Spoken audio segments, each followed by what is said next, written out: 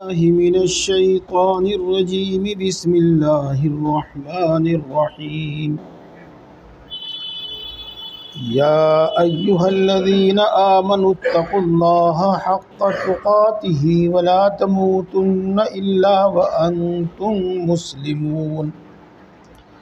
वअतसिमू बिहब्लिल्लाहि जमीअन वला तफ़र्रक़ू वज़्कुरू निअमतल्लाहि अलैकुम is कुंतुम अअदाअन फ़अल्लफ़ ban क़ुलूबिकुम फ़अस्बहतुम बिनिअमतिही इख़्वाना वकुंतुम अला शफ़ा हुफ़्रतिम मिनन नारि फ़अन्क़ज़कुम मिनहा कज़ालिक युबय्यिनुल्लाहु लकुम आयातिही लअल्लकुम तहतदून। सदक़ल्लाहुल अज़ीम। दोस्तों, इस आयत शरीफा का तर्जमा और तफसीर बयान करने से पहले कुछ पिछली बात लौटानी पड़ेगी, और वो बात जब आप दोबारा सुन लेंगे, ताज़ी हो जाएगी, तो इस आयत शरीफा का मतलब खुद ब खुद समझ में आ जाएगा। आपने और हमने सुना था 2 हफ्ते तक कि यहूद तरह तरह के एतराज़ किया करते थे रसूलुल्लाह सल्लल्लाहु अलैहि वसल्लम पर और दीन इस्लाम पर, और उनका इससे मकसद होता था जो इस्लाम में दाखिल होना चाहते थे उनको रोकना, और जो इस्लाम में दाखिल हो चुके हैं उनके दिलों में शुकूक व शुबहात पैदा करके उनको इस्लाम से वापस ले आना, जिसको हम कहते हैं इर्तिदाद, यानी मुर्तद बनाना, इस्लाम से फेर देना। उनका इससे ये मकसद हुआ करता था। अल्लाह तबारक व तआला ने पहले तो उनके एतराज़ात के जवाब दिए और फिर हमें नसीहत फरमाई, फिर उनको नसीहत फरमाई। पहले उनको नसीहत फरमाई कि तुम अल्लाह के दीन से रोकने की खाम-खा कोशिश क्यों करते हो, हालांकि तुम्हें पता भी है कि दीन इस्लाम दीन हक़ है, अल्लाह का दीन। फिर हमें नसीहत फरमाई कि तुम कैसे इस्लाम छोड़कर फिर कुफ्र की तरफ लौट सकते हो, हालांकि तुम्हारे दरमियान अल्लाह की किताब पढ़ी जाती है बार बार, और तुम्हारे दरमियान अल्लाह के रसूल मौजूद हैं। ये नसीहत है। उसी नसीहत में का एक हिस्सा है आज, वो सुनिए। या अय्युहल्लज़ीना आमनुत्तक़ुल्लाहा हक़्क़ तुक़ातिह, ए ईमान वालो अल्लाह से डरो, जितना अल्लाह से डरने का हक़ है, जितना अल्लाह से डरना चाहिए इतना डरो। और दूसरा तर्जमा, ए ईमान वालो अल्लाह से डरो जैसा अल्लाह से डरना चाहिए। जितना और जैसा, इसमें थोड़ा सा फ़र्क है। देखो, बात चली करीब सी आई तो मैं समझा भी दूंगा, नहीं तो उलमा समझते हैं कि हक़्क़ तुक़ातिही ये मफ़ूल मुतलक़ है, एक सूरत में कमियत को बयान करने के वास्ते है और दूसरे तर्जुमे में वो कैफियत को बयान करने के वास्ते लाया गया है। ये अच्छा, अब दोस्तों बात इसी से पूरी समझ में नहीं आई। तक़वा इसके माना आते हैं बचने के, बचना। अब किस चीज़ से बचना? कुरान पाक में, हदीस पाक में, इस्लामी ज़बान में जब भी तक़वा बोला जाता है तो इसका मतलब होता है अल्लाह की नाफरमानी से बचना। और चूँकि अक्सर व बेशतर अल्लाह की नाफरमानी से बचना ये खौफ की वजह से होता है, डर की वजह से होता है। तो तक़वे का माना ये भी कर दिया जाता है कि अल्लाह से डरो, और ये भी तर्जुमा किया जाता है कि अल्लाह की नाफरमानी से बचो, अल्लाह के अहकाम की खिलाफ वर्जी से बचो। तर्जुमा कोई सा भी किया जावे, हासिल सबका यही है कि अल्लाह की नाफरमानी से बचो। इस वास्ते कि अल्लाह से डरने का क्या मतलब, खुदा न खास्ता अल्लाह तबारक व तआला कोई दरिंदा तो है नहीं, कोई सांप तो है नहीं, कोई ऐसी देव तो है नहीं कोई हमें तकलीफ़ पहुंचाने वाली। तो उससे डरने का क्या मतलब, उससे डरने का मतलब ये है कि उसने अपने अहकाम की खिलाफ वर्जी पर जो सज़ाएँ मुकर्रर की हैं उन सज़ाओं से बचो। और ये मतलब है अल्लाह से डरो यानी उसकी सज़ा से बचो और सज़ा से डरो। और सज़ा से बचना, सज़ा से डरने का मतलब यह हुआ कि अल्लाह के अहकाम की पैरवी करो, अल्लाह के हुक्मों को मानो। अल्लाह के अहकाम दो तरह के, एक वो अहकाम जिनका पूरा करना ज़रूरी है, मानना ज़रूरी है, करना ज़रूरी है, जैसे कि नमाज, रोज़ा, हज, ज़कात और दूसरे बहुत सारे। और दूसरे अहकाम है अल्लाह तबारक व तआला के जिनका छोड़ना ज़रूरी है, ना करना ज़रूरी है, छोड़ना ज़रूरी है। मिसाल के तौर पर ख़यानत करना, मिसाल के तौर पर ज़िना करना, मिसाल के तौर पर सूद लेना, रिश्वत लेना, नशा करना, चोरी करना, डकैती करना, ज़िना करना, ये बहुत सारे इस तरह के अहकाम हैं जिनसे बचना है, रुकना है। तो जब आदमी उन कामों को करता है जिनके अल्लाह के न करने का हुक्म दिया है और उन कामों से बचता है जिनसे अल्लाह ने बचने का हुक्म दिया है, तो इसी का नाम तक़वा है और वो शख्स मुत्तकी है। तो या तो यूँ तर्जमा कर लो जैसे मैंने आपके सामने अभी किया, या यूँ मतलब करो कि अल्लाह की ताबेदारी करो जैसा कि अल्लाह की ताबेदारी करने का हक़ है। अल्लाह के हकाम को मानो जैसा कि अल्लाह तबारक व तआला के हकाम के मानने का हक़ है। अब वो कैसे, वो ऐसे देखो, अल्लाह तबारक व तआला की ज़ात तो बड़ी निराली है, वो तो बिल्कुल बेमिसाल है। हम दुनिया की बातों को, एक शख्स है, आप उसकी बात मान लें जब ठीक, ना मान लें जब ठीक, वो आपका कुछ नहीं बिगाड़ सकता। एक शख्स है, वो आपके बराबर का ही सही, आपसे बड़ा सही, लेकिन आप पर उसका कोई हक़ नहीं है, आप उसकी माने या ना माने।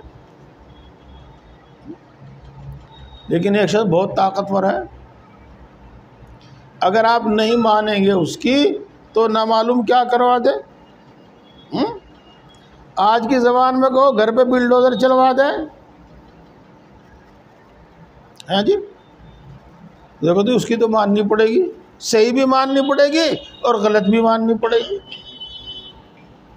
ये चूँकि बड़ी ताकत वाला है और कुछ भी नुकसान पहुंचा सकता है, कुछ भी तकलीफ़ दे सकता है, कुछ भी सज़ा दे सकता है, उसकी तो माननी पड़ेगी। और इसमें भी कोई जितना बड़ा ज़्यादा ताकतवर हो, मिसाल के तौर पर आपने नहीं मानी कोतवाल की, तो इसका एक हल है कि अगर वो आप पर जुल्म ज़्यादती करने लगे तो आप चले जाओ, क्या कहते हैं उसको, एसपी के पास चले जाओ, वो आपकी कुछ मदद कर देगा, वो आपको उससे बचा लेगा, और इसी तरह ऊपर तक चले जाओ। लेकिन जो सबसे बड़ी ताकत हो, तो देखो वहाँ क्या कर सकता है, कोई कुछ नहीं कर सकता। तो ये एक मिसाल दी मैंने दुनिया में, इसीलिए अल्लाह तबारक व तआला इतनी बड़ी ज़बरदस्त ताकत वाला है कि ला युअज़्ज़िबु अज़ाबहु अहद, उस जैसी सज़ा कोई नहीं दे पाता। इस वास्ते अल्लाह की नाफरमानी हरगिज़ ना हो और उसके अहकाम की इस तरह से ताबेदारी होनी चाहिए जैसे उसका हक़ है, और अल्लाह तबारक व तआला के अहकाम की ऐसी ताबेदारी होनी चाहिए कि जिनसे उनको मना किया, जिससे जिन अहकाम से जिन कामों से उसने मना किया उसके पास भी ना फटके, उसके पास भी ना फटके। ये है तफसीर। देखो दोस्तों, ये मैंने तफसीर वो की है जो आपके आसानी से समझ में आ जाए, वरना इसकी तफसीर बहुत अलग अलग भी हैं, बहुत माना खेज़ है। मेरे शेख हज़रत मौलाना मसूल्ला खां साहब नव्वरल्लाहु मरक़दहू इस आयत शरीफा को पढ़ते थे और बड़ी लंबी तकरीर करते थे, बहुत बड़ी बातें बयान फरमाया करते थे। बार बार ये बात उनसे हमने सुनी हुई है ये, लेकिन मैंने आपको बताया वो आसान बात बताई, फिर मैं दोबारा बताता हूँ। तक़वे का एक दर्जा तो ये है आदमी कुफ्र और शिर्क से बचे, और ये अदना दर्जा है, सबसे अदना दर्जा। और एक है इससे ऊपर का दर्जा, दरमियानी दर्जा, और वो दरमियानी दर्जा ये है कि अल्लाह के किसी हुक्म की खिलाफ वर्जी ना करे। इसमें अल्लाह के अहकाम दोनों किस्म के आ गए, जिनका करना है उनकी भी खिलाफ वर्जी ना करे, जिनसे बचना है वहाँ भी खिलाफ वर्जी ना करे। ये और एक इससे ऊपर का दर्जा है, गैरुल्लाह का ख्याल तक ना आवे, गैरुल्लाह का ख्याल तक ना आवे, गैरुल्लाह से ज़र्रा बराबर कोई उम्मीद ना हो। ये बातें बारीक हैं, हाँ मैं थोड़ी सी समझा दूंगा आपको। यूँ तो मुझे मालूम नहीं ये हदीस किस दर्जे की है, लेकिन बहरहाल उसूल के मुताबिक सही है। जब हज़रत इब्राहीम अलैहिस्सलाम को आग में डाला गया तो सबसे पहले पानी का फरिश्ता, बारिशों का फरिश्ता आपके पास हाजिर हुआ और ये अर्ज़ किया कि अगर आप इजाज़त दें तो मैं इतनी बारिश बरसाऊं, इतनी बारिश बरसाऊं कि आग का नामो निशान नहीं रहेगा। ये हज़रत इब्राहीम अलैहिस्सलाम ने पूछा, मेरा अल्लाह मुझे देख रहा है? फरिश्ते ने कहा हाँ, आपका अल्लाह आपको देख रहा है। फरमाया मुझे तुम्हारी मदद की ज़रूरत नहीं। फरिश्ते को कहा मुझे तुम्हारी मदद की ज़रूरत नहीं। ये है गैरुल्लाह से उम्मीद। ये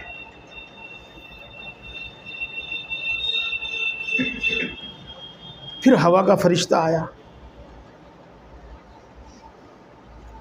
उसने भी यही बात कही, अगर आप इजाज़त दें तो मैं इतनी तेज़ हवा चलाऊं कि आग और ये लकड़ियाँ और ये फला फला सब कुछ उड़ जाएगा, कुछ नहीं रहेगा। इब्राहीम अलैहिस्सलाम ने फिर वही सवाल किया, मेरा अल्लाह मुझे देख रहा है? उसने फरिश्ते ने कहा हाँ, आपका अल्लाह आपको देख रहा है। ना मुझे तुम्हारी मदद की ज़रूरत नहीं। शायद कोई और भी आया हो या ना आया हो, गैर अल्लाह के गैर से कोई उम्मीद नहीं, कोई उम्मीद नहीं, ना कुछ मांगना ना कुछ। गैरुल्लाह का ख्याल भी दिल में नहीं आता। इसीलिए कहा था मैंने कि ये बात ना छेड़ूं जब भी ठीक है। हाँ चलो खैर, जितनी बात मैंने आपके सामने रखी इतनी आप समझ भी गए होंगे। फिर देखो क्या हुआ। अल्लाह तबारक व तआला ने हज़रत इब्राहीम अलैहिस्सलाम की मदद किसी फरिश्ते के ज़रिए से नहीं करी, डायरेक्ट आग को हुक्म दिया, कुल्ना या नारु कूनी बरदन व सलामा। हमने आग को हुक्म दिया, ए आग ठंडी हो जा और सलामती और चैन वाली ठंडी हो जा, इतनी ठंडी नहीं कि जो ठंड से तकलीफ होने लगे। अल्लाह ने डायरेक्ट आग को हुक्म दिया है।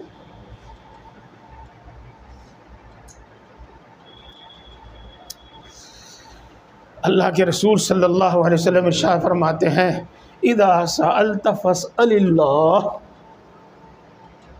व इदा इस्तअनत फस्तइन बिल्लाह। जब तू कुछ मांगे तो बस अल्लाह से मांग,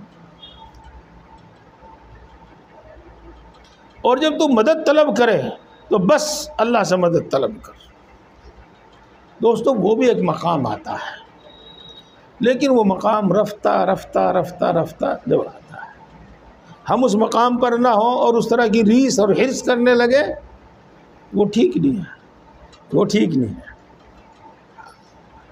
बात तो कुछ उसी तरह की है, लेकिन मैं आपको समझाऊं बात, पूरी बात समझ में आ जावे, गलत फहमी में मुब्तला न रहे।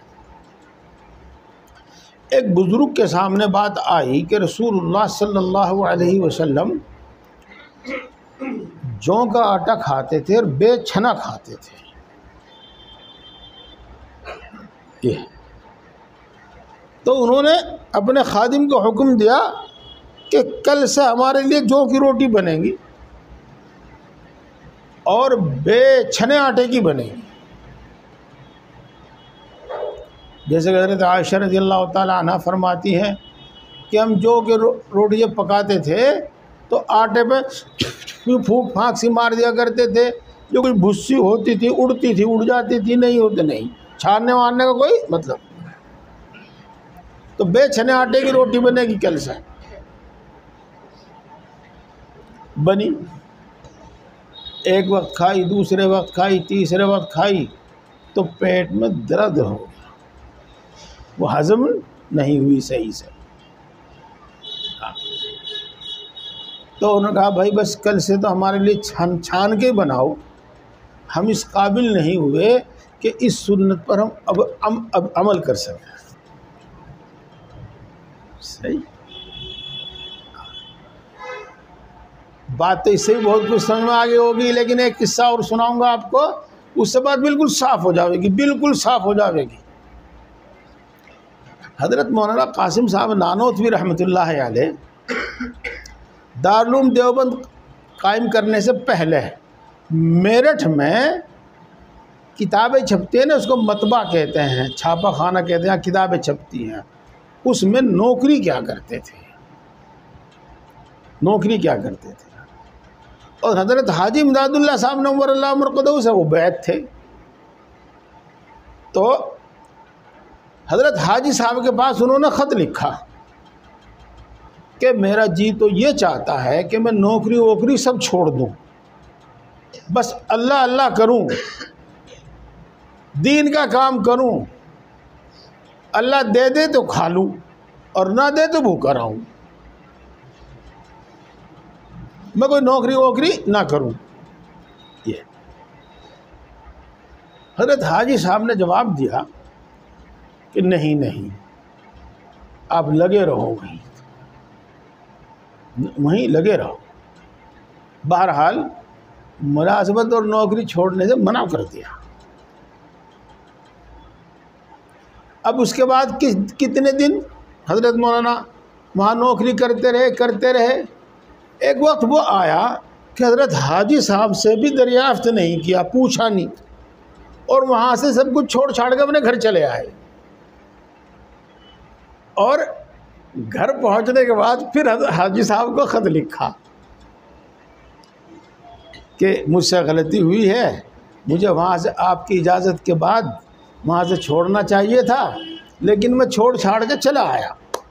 फरमाया ठीक किया, पहले तो नौकरी छोड़ने से मना किया था, और अब जब वहाँ गए ठीक किया, तुम आ गए, तुम नौकरी छोड़े, ठीक किया। तो भाई ऐसे मौक़ों पर हम तुम फिर सवाल करने लगते हैं, समझने की तो कोशिश नहीं करते, सवाल के बजाय एतराज़ करने लगते हैं।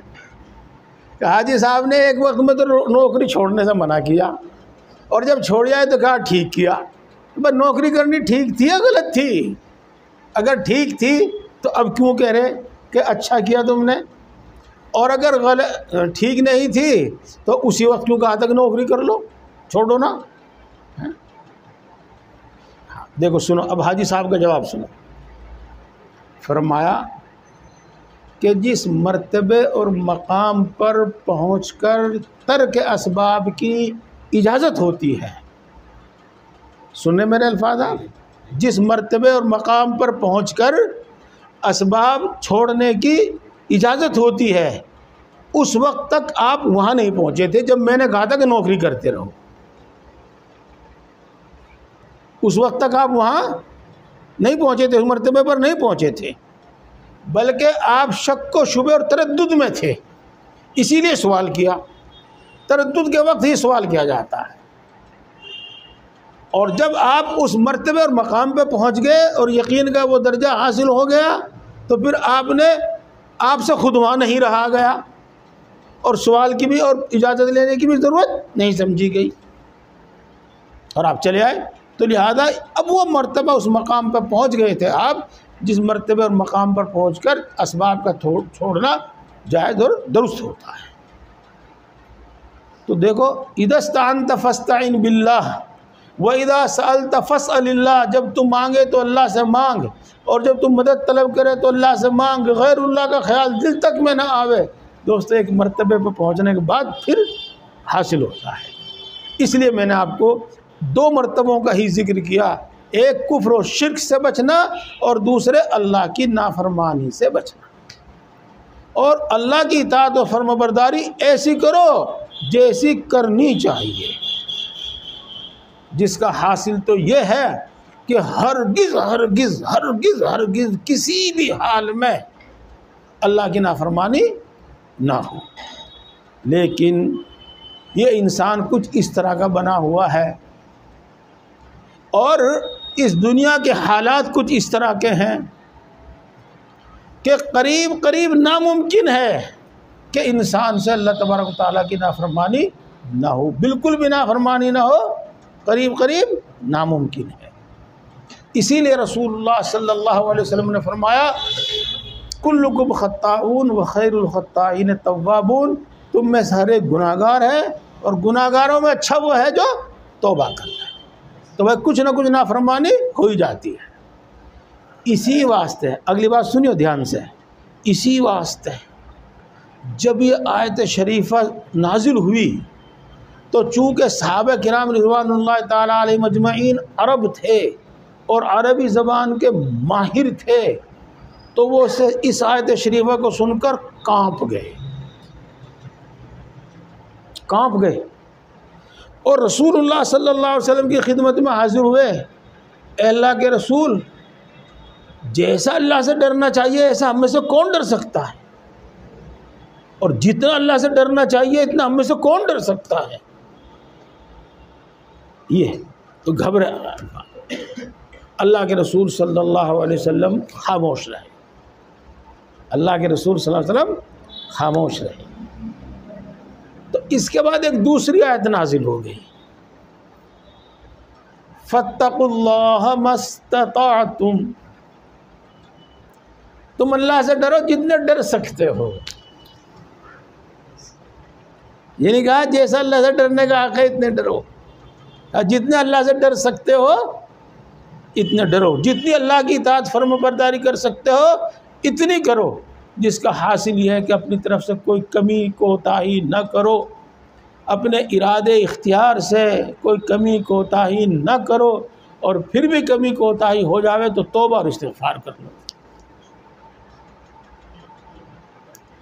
देखो दोस्तों, अल्लाह के फजल से और आप हजरात की तवज्जो से मैंने बहुत सा मज़मून वो भी बयान कर दिया आपके सामने जो हज़रत मौलाना मसीहुल्लाह खान साहब बयान फरमाया करते थे, बड़े भारी भरकम अल्फाज में, लेकिन वो आपके सामने आ गया। ये बात दोस्तों, अल्लाह तबारक व तआला से डरो जितना अल्लाह से डरना चाहिए, ये अल्लाह तबारक व तआला से डरो जितने तुम डर सकते हो। उसमें एक चीज़ ये भी शामिल है कि आदमी अल्लाह की नाफरमानी के असबाब से बचे। जहाँ जहाँ अल्लाह की नाफरमानी हो सकती है, जिस चीज़ से अल्लाह की नाफरमानी हो सकती है उससे भी बचे। बात मैंने बहुत आसान अल्फाज में आपके सामने रख दी। अब मैं आपको एक हदीस पाक की मदद से समझाता हूँ। देखो, आपने तो देखा नहीं होगा, हम तो दूर हैं, किसी मुल्क की भी सरहद हमसे नहीं मिलती, ये एक लकीर जारी, आप ये समझो कि इधर ये आपका हिंदुस्तान है, इधर ये आपका पाकिस्तान है। इस लकीर से इधर आपने कदम रख दिया तो पाकिस्तान में दाखिल हो गए और आप पर अब कोई भी सज़ा जारी हो सकती है कि आप दूसरे मुल्क में उसकी इजाज़त के बग़ैर दाखिल हो गए। चाहे आपको जासूस मान लिया जाए, क्या क्या मान लिया जाए, बहरहाल वो तो सब वो है। और इससे इधर जब तक आप रहे अपने मुल्क में रहे, अगर आप इससे मिलकर और घसकर चलेंगे तो इधर कदम रखा जाने का बहुत इम्कान है और मुजरिम बनने का, मुलजिम बनने का बहुत इम्कान है। और अगर हम इससे 10 कदम दूर का 20 कदम दूर रहकर चलें तो फिर इम्कान नहीं है इधर सरहद पार करने का। ये मैंने मिसाल से आपको समझाया। ये हदीस पाक है ये कि फत्तकुल हिमा, सरहद से बचकर रहो। और अल्लाह की हदूद, अल्लाह की सरहद जो है उसके अहकाम हैं, लिहाजा वहाँ भी मत जाओ जहाँ से अल्लाह के अहकाम की नाफरमानी हो सकती है। ये भी बात समझ में आ गई। अब इससे एक मिसाल देता हूँ आपको और खूब बात समझ में आएगी इंशाअल्लाह। जी, फरमाया रसूलुल्लाह सल्लल्लाहु अलैहि वसल्लम ने कि ख़बरदार कोई शख्स तन्हाई में गैर महरम के साथ न बैठे, तन्हाई में गैर महरम के साथ न बैठे, ये फरमाया। और फिर फरमाया, सहाबा ने अर्ज़ किया कि अल्लाह के रसूल क्या देवर भाभी के पास भी न बैठे? ना ना, वो तो बिल्कुल मौत है, वो तो मौत है, वहाँ तो बिल्कुल नहीं बैठना चाहिए। देखो यहाँ गुनाह हो सकता है, इसीलिए कहा। बस अब बात बहुत सारी होगी, तकरीर तो बहुत लंबी हो जाएगी। बहरहाल अल्लाह तबारक व तआला की नाफरमानी से बचो और इतने बचो जितनी अपनी ताकत भर, इम्कान भर बचो। और अल्लाह तबारक व तआला की अहकाम की खिलाफ वर्जी जहाँ हो सकती है उससे भी दूर रहो। ये बात पूरी हो। अब जो इस आयत शरीफा का मंशा और मकसद है वो आगे अल्लाह तबारक व तआला ख़ुद इरशाद फरमाते हैं, वला तमूतुन्न इल्ला व अंतुम मुस्लिमून। और तुम्हारी मौत मुसलमान होने की हालत में ही आनी चाहिए। एक तर्जमा। दूसरा तर्जमा, और तुम्हारी मौत अल्लाह का फर्मा बरदार होने की हालत में ही आनी चाहिए। देखो, मुसलमान होने का एक तो मतलब यह है कि आदमी कुफ्र से निकल आवे, शिर्क से निकल आवे और मोमिन और मुसलमान हो जावे। ये तो मैंने तर्जमा किया पहला है कि तुम्हारी मौत मुसलमान होने की हालत में ही आनी चाहिए, यानी कुफ्र की, शिर्क की हालत में नहीं आनी चाहिए। यहूदी, नसरानी, हिंदू, फला फला वो बनकर नहीं आनी चाहिए, मुसलमान होने की हालत में ही तुम्हारी मौत आनी चाहिए। और दूसरा मतलब, तुम्हारी मौत फर्माबरदार होने की हालत में आनी चाहिए कि मुसलमान के माने है फर्माबरदार। और दोनों मतलब बिल्कुल अपनी जगह पर सही है और बिल्कुल बात सही है।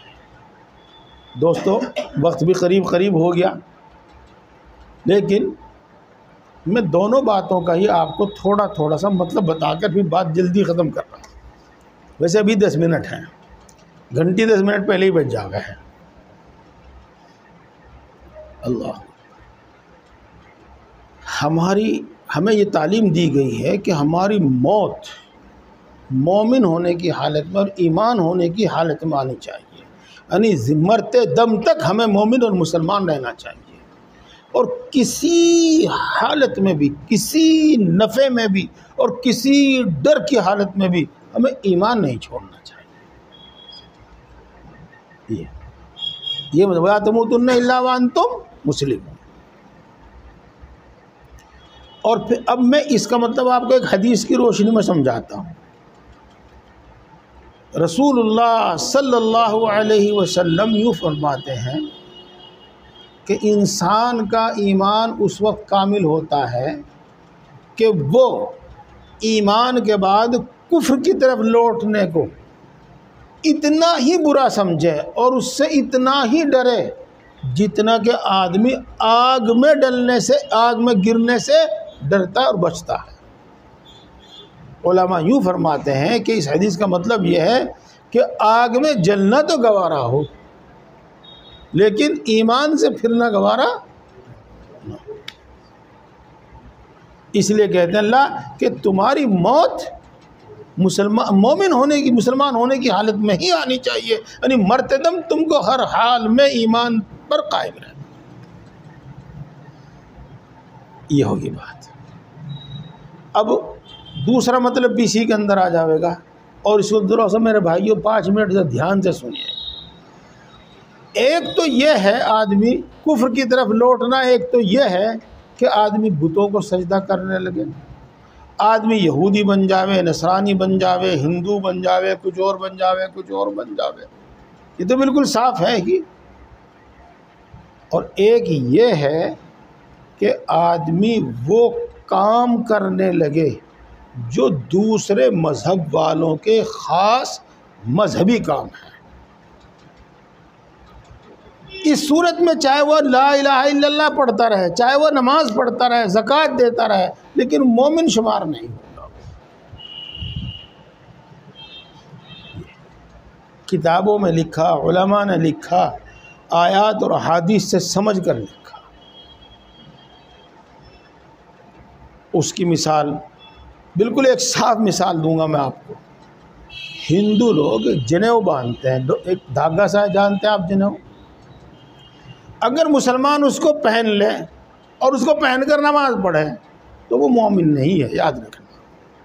चाहे वो नमाज पढ़ रहा लेकिन मुसलमान शुमार नहीं होगा। ये आपने ना देखा हो तो मैं बता दूं, एक इस तरह का निशान है जिसको सलीब का निशान कहते हैं, और ईसाई उसको अपने गले में डाले रखते हैं। ये उनकी मजहबी अलामत है। ये तो अगर कोई मुसलमान उसको गले में डाल ले, चाहे वो बेहतरीन चैन में पहनकर, बेहतरीन डोरे में पहनकर, खूबसूरत तवीजी सी बना के जिसे भी कहते हैं, कुछ ही तरह पहन ले, तो वो मोमिन नहीं शुमार होगा। वो उनकी मजहबी, ख़ास मजहबी अलामत है। ये मिसाल के तौर पर हमारे यहाँ हिंदू मर्द यहाँ चोटा रखते हैं। अगर कोई मुसलमान उसी तरह का रख ले, चाहे वो ला इलाहा इल्लल्लाह की तस्बीह पढ़ता रहे, लेकिन मोमिन शुमार नहीं होगा। तो मैं यूँ अर्ज़ कर रहा हूँ कि ख़ास दूसरे मज़हब वालों के जो काम हैं, उनके जो मजहबी काम हैं, जब हम वो करेंगे तो फिर हम मोमिन नहीं रहेंगे। इसको कहते हैं अमली कुफ्र। एक तो है ज़बानी कुफ्र, अल्लाह का इनकार करे, अल्लाह के रसूल का इनकार करे। एक है अमली कुफ्र, यानी काफिरों वाले काम करे। लंबी तकरीर हो जाएगी, इसी से आप समझते जाइएगा और मसला पूछते जाइएगा कि कौन सा काम है ऐसा जो हमें नहीं करना चाहिए, कौन सा काम करने की हमें गुंजाइश है। और मैं बार बार आपसे अर्ज़ कर रहा हूँ, किसी दोस्ती की बिना पर, किसी भाईचारे की बिना पर, किसी नफ़े नुकसान को सामने रखकर न होली खेलनी है, न दिवाली मनानी है, न रक्षाबंधन में जाना है, न तिलक लगवाना है। ये सब वही काम है। अमली कुफ्र है, अमली कुफ्र। तो होशियार रहना। अब एक तीसरी चीज़ सुनो, इसका भी जिक्र आप बार बार सुन रहे हैं। और मस्जिदों से ज़्यादा मज़ार आबाद हैं आजकल। मज़ार, मस्जिदों से ज़्यादा मज़ार आबाद हैं। वहाँ पर लोग क्या करने जाते हैं? वहाँ पर जाते हैं अपनी मुरादें मांगने, और किसी वास्ते नहीं जाते। कोई मतलब ही नहीं है। अपनी मुराद मांगने के वास्ते, मुरादें पूरी करने के वास्ते जाते हैं। बल्कि हमारे यही थे एक साहब, इंतकाल हो गए थे इसलिए मैंने कहा, उन्होंने अपनी बच्ची का बहुत दूर दूर इलाज कराया मौलवियों से। उन्होंने कहा जी मौलवियों से तो कुछ नहीं हुआ, और मैं दुआ भी कर रहा हूँ बहुत ज़माने से, और इसकी माँ भी बहुत दुआ कर रही है, इसकी दादी भी बहुत दुआ कर रही है, उससे तो कुछ हुआ नहीं। चलो एक आदमी कलियर जाने को कह रहा, अब कलियर जाके ही देख ले। तो क्यों जा रहा भाई वो कलियर? तो गैरुल्लाह से मुराद मांगना ये भी कुफ्र है, ये भी कुफ्र है, चाहे वहीं आप नमाज पढ़े जमात से, लेकिन ये भी गैरुल्लाह से मुराद मांगना ये भी कुफ्र है। ये तो वो चीज़ है मेरे दोस्तों जो बिल्कुल साफ कुफ्र है, बिल्कुल एक साफ कुफ्र है। ये मजहबी चीज़ें हैं, अकीदे से मुताल्लिक़ है। अब दूसरी बात मैं आपको बताऊं, और वो मैं आपको किसी वजह से बात इजीली समझाई थी। एक दूसरी चीज़ है गैर मजहबी वालों की समाजी चीज़ें, मजहबी चीज़ें नहीं, समाजी चीज़ें। समाजी चीज़ें कि उनके यहाँ समाज में, रहन सहन में उनको लाजमी तौर पर बरता जाता है, अगरचे मजहब से उनका कोई ताल्लुक़ नहीं। जैसे कि हमारे यहाँ इस इलाके में, इस इलाके की बात कर रहा हूँ मैं, साड़ी पहनना,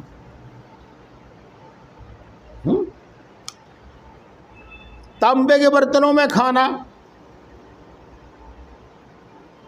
ये और बहुत सारी बातें हैं इस वक्त जहन में नहीं आ रही है, आप मेरे से ज़्यादा जानते हैं। वो जो समाजी चीज़ें हैं वो चाहे इस वक्त कुफ्र नहीं है, क्या कह रहा हूँ मैं भाई, इस वक्त वो अगरचे कुफ्र नहीं है, लेकिन बहुत जल्द कुफ्र की तरफ खींचने वाली है।